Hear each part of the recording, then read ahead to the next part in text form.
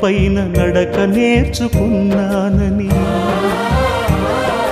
నీ చూపుడు వేలితో లోకాన్నే చూశానని, నాన్నను పూజిస్తే ఆది దేవుని కది అందునని, అమ్మకు బ్రహ్మకు మధ్యన నాన్నే ఒక నిచ్చెనని తెలియనైతి తండ్రి, ఎరుగనైతి నాన్న.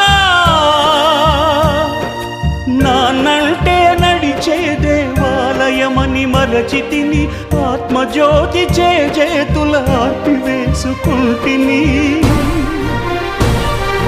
మరచిపోయి కూడా నన్ను మన్నించొద్దమ్మా, కలనైనా నన్ను కరుణి